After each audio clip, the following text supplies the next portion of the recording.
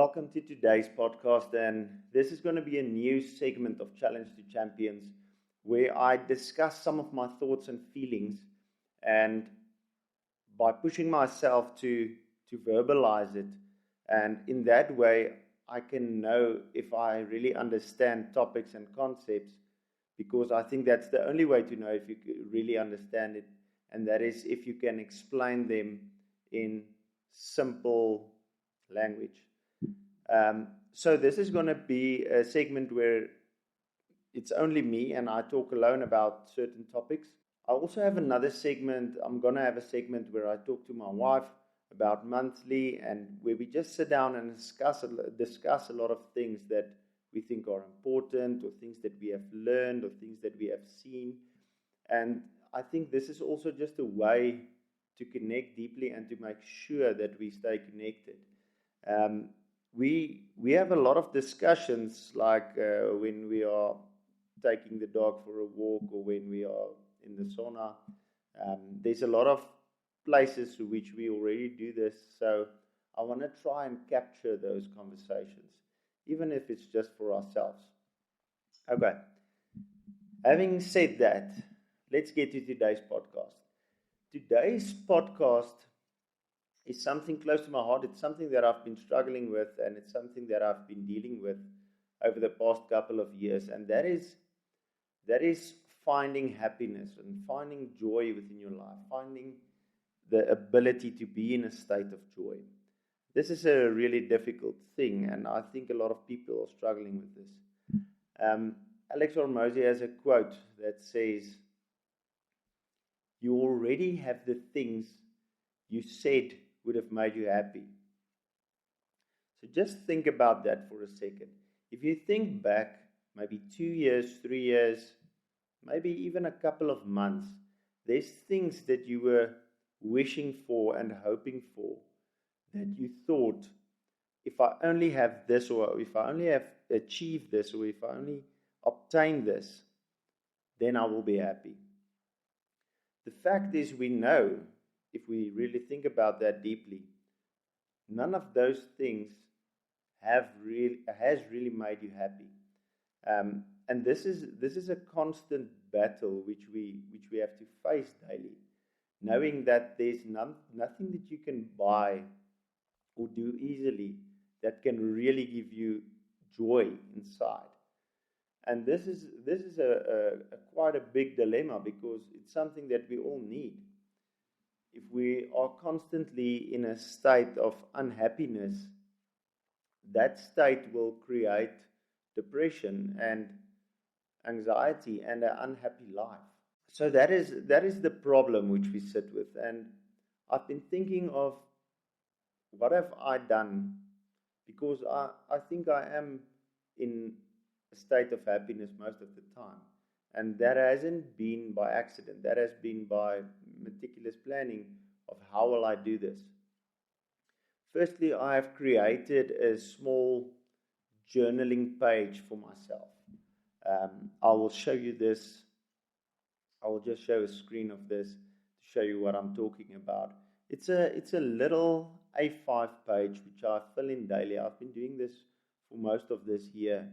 And on this page, I rank my happiness from 1 to 10 in a couple of facets of my life: financial, health, relationships.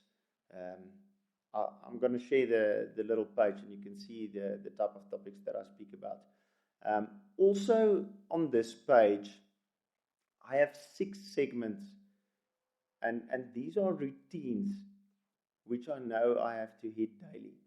And I know by experience now, if I don't hit at least 3 of those, I won't be in the state which I prefer to be in. These 6 things are things like sauna, gym, cold exposure, dietary, meditation, and breathing. And things like breathing, it's not just breathing daily. There's some breathing exercises that you do during the day to make sure you oxygenate your whole body, and that will change a chemical state inside of you. And due to that, it creates positive emotions that we want to create. So I've been thinking about this for quite some time, and I've been trying to create some hacks to happiness. And I think these hacks are something which you don't really have to think hard about, but you just have to put the effort and time in to physically do them. I'm going to give you an example of cold showers. I've been doing cold showers for about a year now, every morning, through the winter, through the summer. And it's really difficult to do. I don't want to do it, and I still struggle to do it every morning. But I know the benefits that it brings. It doesn't make it easier, but I know I can't plead ignorance because I know that it works. What happens when you do a cold shower is your body thinks that you're in a life-threatening situation. Your body thinks, or your mind thinks, that you probably fell into an icy river and now you need to survive. You need to fight for your life. What happens then is your body dumps adrenaline, dopamine, norepinephrine, epinephrine, and all these are hormones that change the chemical balance inside us, and that is physically feel-good hormones. That is why you feel exhilarated after doing that. So my train of thought about this is, would it be worth it to suffer for 2 minutes at least each morning, but that then having an effect on the rest of your day, which will be really difficult to get it in any other way. So personally, for me, that one is one of the biggest things, because first thing in the morning, that's a massive achievement, because it's something difficult, it's something that I don't want to do, but I just tell my body and my mind, I just tell my mind, you're not in charge. You're not going to tell me what is better for me, because that is a form of self-sabotage, because I know that's not the better option of just skipping the cold shower. I know I will feel better when I do it. This is just one of my morning routines that I use, and there's a lot more and a lot other options that you can pick from. But I do feel that doing some of these difficult things will get you out of your mind, and it will change a lot of your brain chemistry. And because of this, you can look into these things. Wim Hof has done a lot of studies on this, and he's done studies together with some of the big universities on why this gives you those feelings and why those chemicals are extruded in your body. When I think about happiness, I try to not think about it as a destination that you reach, because it will always be just out of reach. It will always just be next year or next month when this happens or when that happens and that falls into place. And this is a trick that you play on yourself, because none of those external factors can really change your state of happiness. It can make you, maybe it can make you happy for a second or a minute or so, or maybe an hour if you're lucky, and if it's something really expensive, maybe. But it won't last, and it's not a long-term solution for this problem. What I think a lot of the times we feel unhappiness when it's things we don't want to do, or we're sick of doing, or we're tired of doing. We maybe feel sadness because we say, this is something that I have to do. I have to go pick up the kids. I have to go train. I have to put in whatever your problem is. And what I've seen is, if you just change the angle in which you look at it a bit, and maybe rephrase it into saying, I get to go pick up my kids. Someone who has lost a child will give anything and everything in the world to be able to go pick up those kids. Someone who has lost the ability to train, or has a disability, will give anything to be able to get to train. And this is just a bit of a perspective change, which I think can become a game changer, because the only thing that matters is the way in which you look at it. If you look at a thing in a different perspective, you can find a positive angle. I'm not saying that you have to be positive and happy all the time. That's not what I'm saying. I think being sad is a human emotion. It's something that we need to feel now and again. But it's not a state in which we want to stay in. It's not a state in which we want to live in. Another small hack that you can use is by thinking the fact that you're going to die. You are going to die. Your parents are going to die. Your friends are going to die. This is going to happen at a stage, and that is a fact. And I think because of this fact, that can maybe make some people more sad.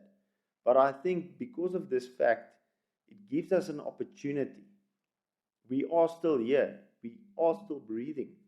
And that means we still have life. We still have a chance to change how we feel and to change how we experience this thing called life.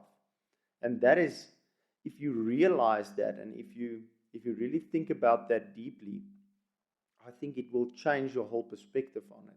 There's another thing that Alex Hormozi said in a podcast that I listened to recently, and he said, if you look at the earth from far enough, or if you try to look at the earth from far enough, you can't see it from space. That putting your problems into perspective is quite a dilemma, because you think this little thing that you're dealing with, or it might be a big thing that you're dealing with, it's so significant, but if you put it in the big picture, it's nothing. Within 1 year, it's going to be nothing. So why are you letting it dominate your state of emotion, your state of feeling, your state of how you experience life daily? This is not to say that you can't be unhappy. I'll say that again. For me personally, I found that being unhappy, maybe to gain sympathy or to gain empathy from someone, that is still not going to make you happy. Sympathy won't make you happy. Empathy won't make you happy from another one trying to put themselves in your shoes and really trying to understand, yes, this is a tough situation that you're going through. It might help them in some way, but it's not going to help you. You need to change your mental state. You need to change your emotional state. You need to change it into a state of joy. I think whatever is keeping you or myself unhappy is not more powerful than ourselves. I think we have the most power. We have power over everything on this earth, and especially our own emotion. There are ways in which you can hack this problem. I found a couple, and I will be sharing a lot of my journey and my experience with you guys through this podcast, because I do think that I have found some ways in which, through even a lot of heartache and a lot of disappointment, you can still find joy in your life and find purpose and find meaning. I think finding purpose is one of the biggest needs for a person. If you don't have purpose, you won't go as far. You won't go nearly as far as you would go with purpose. With saying all of this, I'm not saying that you need to be happy all the time. I'm trying to say that you need to be happy 80% of the time. The 80-20 rule. And how you do this is by doing difficult things. I think difficult things that you accomplish daily gets you out of your own head. It gets you out of the typical reoccurring thoughts that you think that are probably a lot of self-sabotage, which you are maybe negative self-talk, maybe just the way which you think about yourself, and that is a problem. That is keeping you unhappy. When you think of your life, you need to think about not the vacations, not the special dinner you have with friends once a month. This will not give you a happy life. This is happy moments, and they are nice and they are necessary, but this will not give you joy in your life. What will give you joy is the things that you do every morning or every second morning. And it's the thing that you do for 10 or 20 minutes. It's the meetings that you daily go to. It's a way to find joy in those things which you have to do daily. Maybe it's a gym session. Maybe it's a hobby that you do daily. But when you do that thing 6 times a week, you have changed a big part of your life. And once you start stacking those, then you've created exponential change in your life. And that can be a significant part of the joy that you experience daily. There's also a thing that I think about constantly in life, and that is the video that I saw of Robert De Niro talking to a lot of his fellow actors. And in this video, he said one big theme that he has seen reoccurring is the fact that if you are in a great stage in your life, and if you are in a happy time in your life, just remember that this too shall pass. If you are in a sad time, also remember that this too shall pass. Whatever you are experiencing at the moment is not set in stone. It's not forever. And it can change, and it is possible for you to change. And it's totally within your reach. And I think it is something to reach for. So wrapping this up, I think I've tried to explain myself as good as I can. And I will start doing this better, and I will start progressing in the way in which I speak to you and which I communicate to you guys. But what I'm trying to say with today's podcast is, don't lose hope. There is ways in which even a person like me, in a bad situation, losing a lot of ability to do a lot of things, there's still ways in which to find joy in your life. There's still a way in which to find purpose in your life. And this is not a fool's pursuit. This is something which is really important. And if you do this and if you succeed in it, you will know the significance of it. And I think with that, I'm going to end the podcast. And please leave a comment, leave a like. And please, if you enjoyed this video and if you're watching on YouTube, please subscribe. Maybe share it to someone that you know needs to hear this. I know this isn't revelational discussions.